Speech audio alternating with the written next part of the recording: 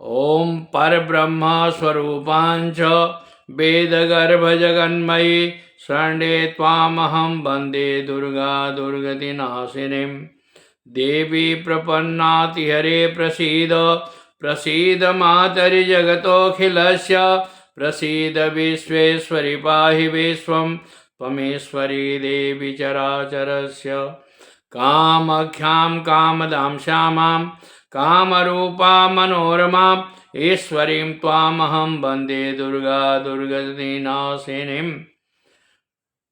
माँ भगवती परम्बा जगदम्बा आदिशक्ति जगत जननी आप सबों का कल्याण करें, आप सबों को सुखी रखें, सुसंपन्न रखें, स्वस्थ रखें। अब अक्षय तृतीया व्यतीत हो गया। इसके बाद से चार धाम के यात्रा भी धीरे धीरे प्रारंभ शुरू हो जाएगा, क्योंकि 4 मई से बद्रीनाथ वगैरह चारों धाम का यात्रा आगे पीछे करके खुल जाएगा। 2 मई से यात्राएं शुरू हो गई। अब आप एक चीज देखें कि मैं खास करके माँ कामाख्या के विषय में ही ज़्यादा आप लोगों के बीच में रखता हूँ, क्योंकि पारिवारिक जीवन कहा गया है कि कामाख्याम काम संपन्ना कामेश्वरी हरप्रिय कामना देहि मे नित्यम कामेश्वरी नमोस्तुते। तो नित्य प्रति मनुष्य का एक आदत है कि कोई नई कामना प्रतिदिन दिन प्रतिदिन इच्छाएं बढ़ती रहती है। उस कामना को पूरा करने के लिए माँ भगवती कामाख्या का अत्यावश्यक है, जिसमें कि देखिए सभी देवी देवता अपने स्थान पर तो बहुत बड़े महत्वपूर्ण है, सबकी आराधना की जाती है। मुंडे मुंडे मतिर्भिन्ना, आपके कुंडली में खास करके 5वें और 11वें घर में कौन से ग्रह बैठे हैं, उसी के हिसाब से आपके पास साधनाएं ज्यादा होती है।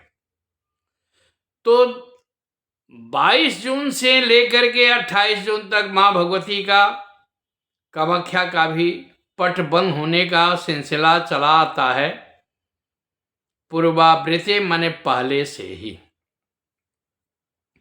अब आपको अपनी मनोकामना पूर्ण करने के लिए खास करके इस शुक्ल पक्ष के अष्टमी के दिन आप जिसको मानते हैं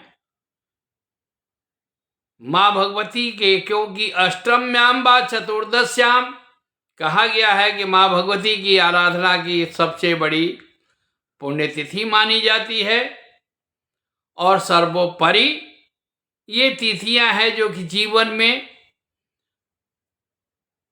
धर्म अर्थ और काम मोक्ष ये चारों चीज प्रदत्त करती है। आप अपने परिवार में पहले ये देखें कि आपके पास जो समस्याएं उत्पन्न होती है वो क्यों हुई है। क्योंकि मैं खास करके पीछे कुछ दिनों से बातों नित्य प्रति मैं वीडियो नहीं दे रहा हूं, कुछ ऐसा है जिसके चलते। तो देखिए, मैं आगे भी कहा हूं कि 3 दंड होता है, राजदंड, ग्रह दंड और दैव दंड। राजदंड खत्म हो जाता है, ग्रह दंड खत्म नहीं होता है, वो शांत होता है, और दैव दंड हर प्राणी को इस संसार में मृतलोक में जो भी आया है, चाहे वो पार ब्रह्म परमेश्वर भी अगर मनुष्य जीवन में आते हैं मृतलोक में, तो यहां उस कर्म को भुगतना पड़ता है, क्योंकि यह कर्म क्षेत्र है। मृतलोक जो है अपने किए हुए पूर्वाकृत जो है सो संचित पाप और पुण्य का समाप्ति का यह साधन है। तो इसलिए खास करके यह अष्टमी जो आ रहा है, खास करके आपको रविवार के दिन 12 बजे के से अष्टमी शुरू होगा। तो रविवार के दिन अष्टमी से शुरू होकर के अगर इस अष्टमी को अगर आप अपने परिवार के सुख और शांति समृद्धि के लिए मां भगवती का आराधना करना चाहते हैं, क्योंकि आपको एक चीज जानकारी होनी चाहिए कि नवारण मंत्र जो है सो सर्वोपरि ब्रह्मास्त्र है। और मैं बार बार कहता हूं कि कलौ चंडी विनायक कलयुग के खास करके मां भगवती चंडी और गणेश जी देवता हैं। हनुमान जी तो प्रत्यक्ष है। बाकी हनुमान जी 11वां रुद्र हैं, इसलिए शिव जी की आराधना करने वाले को भी वो चीज प्राप्ति होती है। महालक्ष्मी, महाकाली, महासरस्वती, तो आपके घर में सुख और शांति समृद्धि चाहिए तो लक्ष्मी की आराधना जरूरी होती है।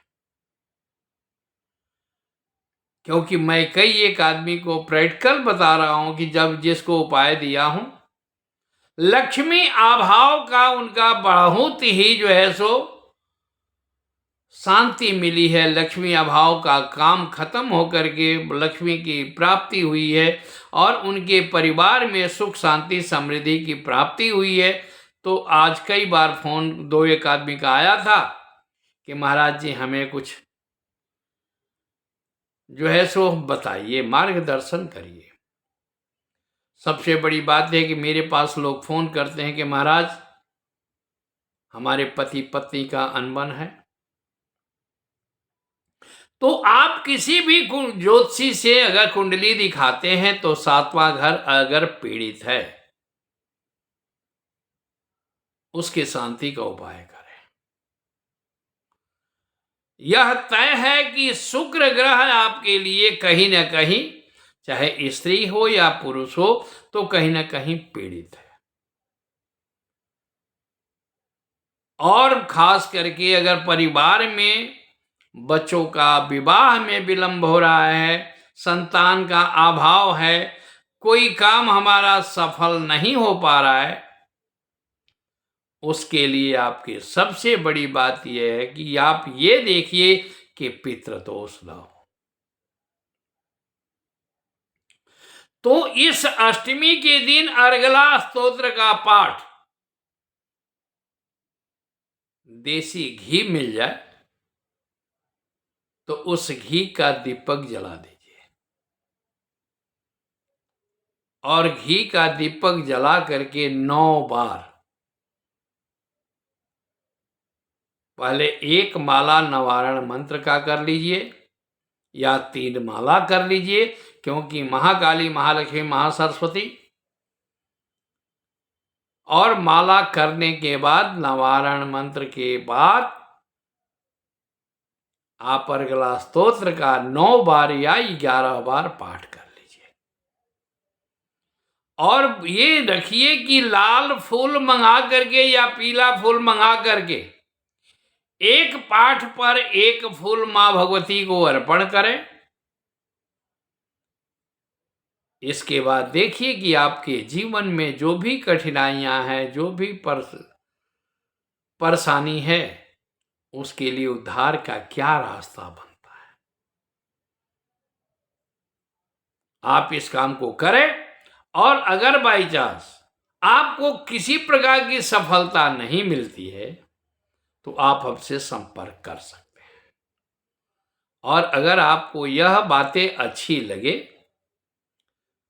तो इस वीडियो को सब्सक्राइब भी करें और आगे अपने दोस्तों में, अपने परिवारों में, अपने जानकार लोगों के पास अगर शेयर करते हैं तो आपके साथ साथ औरों का भी कल्याण होता है। धन्यवाद। जय माँ भगवती, जय माँ कामाख्या।